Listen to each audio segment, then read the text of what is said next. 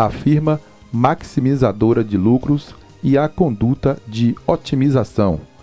O objetivo básico da firma é a maximização dos seus resultados quando realiza a sua atividade produtiva.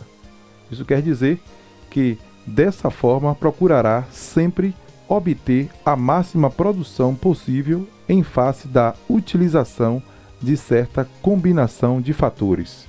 Na economia monetária, os fatores de produção, que são bens escassos, não podem ser obtidos gratuitamente. Possuem um preço que a firma necessita pagar para poder utilizá-los e, em resumo, a quantidade utilizada de cada um desses fatores multiplicada pelo respectivo preço constituirá a despesa total que a firma realizará para poder dar andamento à produção. Essas despesas é normalmente denominada custo total de produção. A otimização dos resultados da firma poderá ser obtida quando for possível resolver um dos problemas seguintes: maximizar a produção para determinar custo total ou minimizar o custo total para certo nível de produção. Conforme a teoria econômica, ocorrendo uma dessas situações citadas acima, tem-se, a partir daí, o equilíbrio da firma. Partindo para o segundo tema, custos de produção, entendidas as posições de equilíbrio da firma como situação de otimização, é fácil compreender que cada uma dessas posições corresponderá uma despesa total ou um custo total de produção. Custo total de produção. Definição: é o total das despesas realizadas pela firma com a utilização da combinação mais econômica dos fatores por meio da qual é obtida determinada quantidade de produto.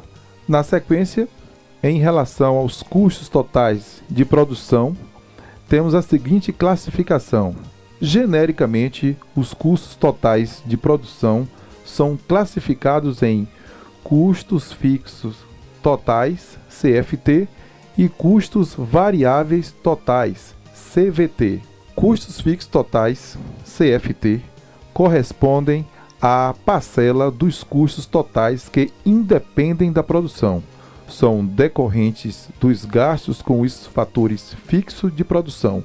Podemos citar, por exemplo, limpeza e conservação, aluguéis de equipamentos e instalações, salários da administração, segurança, vigilância, etc. Como exemplo de custos fixos totais, podemos citar uma determinada firma que funciona no estabelecimento e este estabelecimento, essas instalações, há uma despesa de aluguel. Essa firma pode produzir uma determinada quantidade de produtos no mês e na outra produzir mais, uma quantidade maior de produtos. Isso não vai alterar, por exemplo, o preço dos aluguéis com equipamentos e com a instalação onde funciona essa firma. Tá aí o porquê de custos fixos totais. Custos fixos variáveis totais, CVT, são parcelas dos custos totais que dependem da produção e assim mudam com a variação desta. Representam, por sua vez, as despesas realizadas com os fatores variáveis de produção. Podemos citar como exemplos matérias-primas, comissões de vendas, insumos produtivos, água e energia. Outra situação hipotética que deixa bem claro o exemplo de custos variáveis totais é esta mesma firma citada hipoteticamente no exemplo anterior. Ela produz 100 unidades de um determinado produto num determinado mês.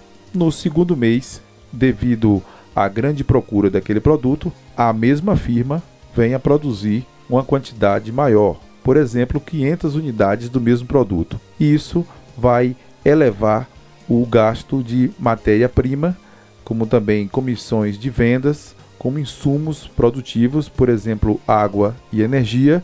Está aí uma explicação de por que ter o nome de custos variáveis totais a matéria-prima, comissões de vendas e insumos produtivos, como água e energia. Para concluir, custos fixos totais independem da produção e custos variáveis totais dependem da produção e assim mudam constantemente de acordo com a variação desta. Representam, por sua vez, as despesas realizadas com os fatores variáveis de produção. Os custos de curto prazo.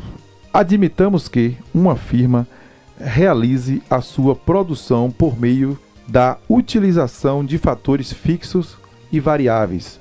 Consideremos, a título de exemplo, a existência de apenas um fator fixo, identificado pelo tamanho ou dimensão dessa firma, e de dois fatores variáveis, capital e mão de obra.